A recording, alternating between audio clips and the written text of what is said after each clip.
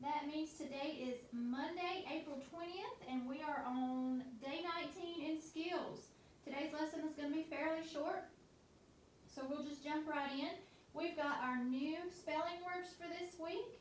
They are knit, kneel, nose, center, nugget, wine, winter, wells, whimper, and witch. Our spelling words this week have our new spelling for the N sound with the K-N, and then one of our new spellings for the C, and the sound is S, center. We have our double in nugget and our double in winter, and we have our WH, which we learned, and in which our WH, which is the W sound, but it's kind of a breathy W, as in wine, wells, whimper, and witch. So we have some of our new sounds in our spelling words this week. Of course, you have this paper, and if you can do 3 spelling activities with these words this week, that would be great. It's great practice. You can do any of these 3, or you can do 3 of your own. It's up to you. You can get creative with that, okay? So, as we move right along, today we are reading Supper. And I don't think you have that one in your skills book, but we do have it on our computer. So if you go to the link for the Unit 6 reader, you can pull it up. You can pull up the whole reader, and today's story is Supper. But we're going to read it on the board anyway, okay? All right, so I'll read it, and then we'll answer our questions. Before we read, though, we're going to see some words with our W sound spelled W-H. We're going to see the word whip, win, and will. We're also going to see some words with our N sound spelled with the K-N. We're going to see a name, which will begin with a capital K, Knox. And we'll see the word knife. We will also see the S sound spelled S-E in house. Our 2-syllable words are invites, chickens, muffins, and frosting. Before we get started, you're going to hear fresh greens. Fresh greens are salad made from leafy crops such as kale, spinach, or chard. You're going to hear the word toots. Toots in the story means it makes a short, high-pitched sound, kind of like a horn. At the wheel. At the wheel means driving a car. And red velvet. Red velvet in our story is a red cake that has white frosting. So I want you to listen to the story carefully to find out what Grace serves at Sunday supper. All right, let's get started. Reader finger ready. You know what? I'm going to use my big reader finger. That way you can see the story. Supper. Grace invites 2 of her pals from soccer to visit her house for supper. They are twin sisters. Their names are Kim and Jane Knox. Knox is their last name. Grace and her mom spend the morning cooking. They gather fresh greens from the garden. They cook 2 chickens in a big pan. They bake fresh corn muffins and a cake. Grace gets to crack the eggs and mix the cake. Her mom lets her help whip up the frosting too. And best of all, she gets to lick the spoon when the frosting is finished. At 6, a car drives up and toots the horn. Mr. Knox is at the wheel. That's them, Grace shouts. She runs out to meet her classmates. All right, let's look at our picture. We'll see our picture from that part, and there they are. They're baking up, working in the kitchen.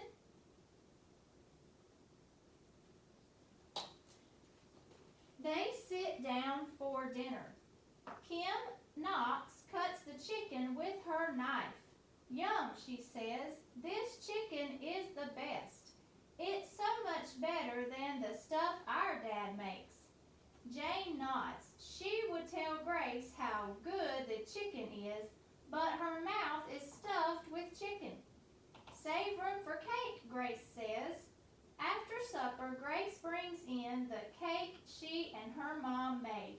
She helps her mom slice up the cake. Ooh, says Kim. What sort of cake is it? Red velvet, says Grace. Yum, says Kim. Can we visit next weekend too? Let's look at our picture that goes along with that page. And there they are, all sitting around the table enjoying their chicken and then their dessert, their red velvet cake. All right, I'm going to put up our worksheet 17.1. So if you will go to your kitty cat book and find 17.1 and pull that out.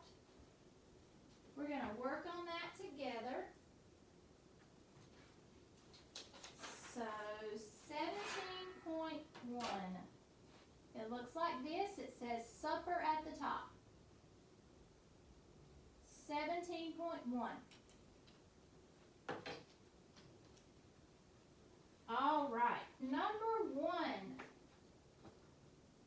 Why are Kim and Jane Knox at Grace's house? Why are Kim and Jane Knox at Grace's house? Why are they at Grace's house? Do you remember what they did at Grace's house? They went over for supper. Grace invited them over for supper. So remember, when we answer our questions, we have to follow all of our rules for answering. We want to restate the question and the answer. We want to use capitals and punctuation. We want to spell everything as correctly as possible. I know sometimes you have to sound out a word, and that's okay. And we want to make sure that we write neatly and use finger spaces and use our lines properly to make our letters right, okay? So, why are Kim and Jane at Grace's house? Kim and Jane Knox are at Grace's house for supper, okay? So let's not make it even any more complicated than it really is. We're going to start with a capital, Kim and Jane Knox. That is not neat. Capital K and Kim. Kim and Jane Knox. Now, Kim has a capital for 2 reasons. It's the beginning of our sentence plus it's a name. Jane has a capital because it's a name, and Knox is their last name, so it has to have a capital as well. Kim and Jane Knox are at Grace. That has a capital because that's her name. At Grace's apostrophe S, because Grace's house, that apostrophe shows ownership, that they are at Grace's house. It's Grace's house, okay? So we need an apostrophe at the end of Grace before our S. Grace's house, tricky word for supper, because that's why they went. They went to Grace's house to eat supper. And what goes at the end of our sentence? A period. So we used Kim and Jane Knox are at Grace's house. So we restated our question. We used several words from our question in our answer. So we know we have restated our question in our answer. We used capitals where we needed capitals. We used punctuation. We wrote nicely and neatly on our lines, and we used finger spaces between each word, and all of our words are spelled correctly. Why are Kim and Jane Knox at Grace's house? Kim and Jane Knox are at Grace's house for supper. And we're not going to worry about the page because we don't have our actual readers in front of us. Okay, number 2.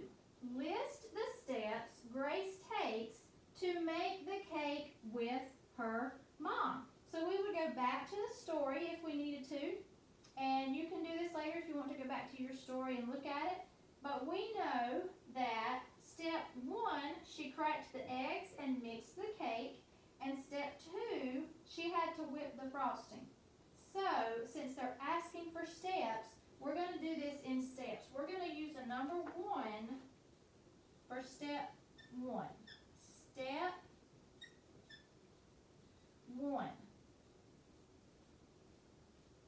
is to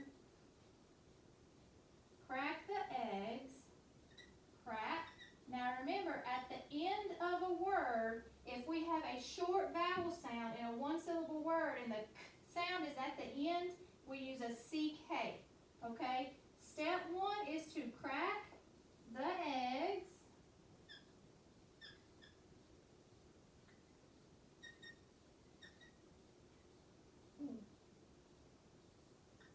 And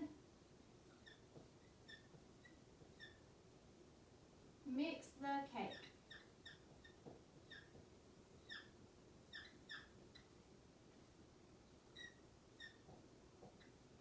Period. And then step 2, so capital S, because we're starting a new sentence. Step 2 is to whip up the frosting. Is to whip up the frosting.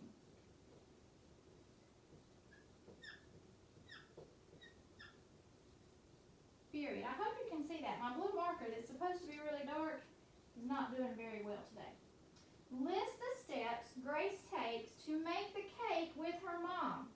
Step 1 is to crack the eggs and mix the cake. Period. Step 2 is to whip up the frosting. Period. So we have 2 sentences. We have capitals and punctuation. We used neat handwriting and finger spaces. We spelled all of our words correctly. And that's it. We did it. All right. Let's flip our paper.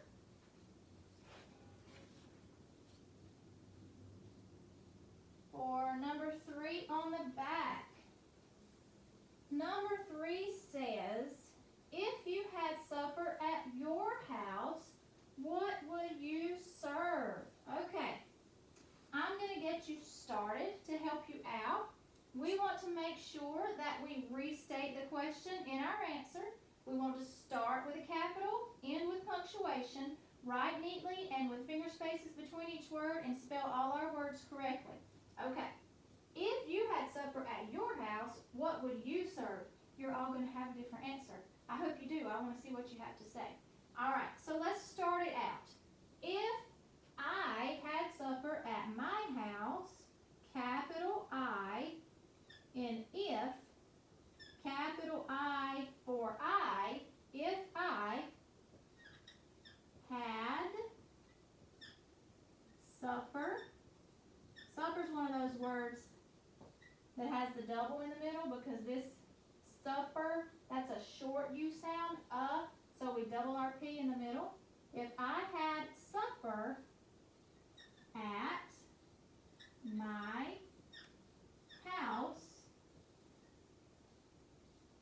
I, capital I, anytime we write the word I as in talking about myself, it's going to be a capital. If I had supper at my house, I would, tricky word, would serve, and then you finish that sentence, okay? We have restated the question in our answer because we have used if, we replaced you with I, had supper at, we replaced your with my house, I would serve. So we used lots of words from our question, so we know we're going to restate our question and our answer. And then you're going to tell me what you would serve. Don't forget your period at the end, okay? All right, that is the end of today's lesson.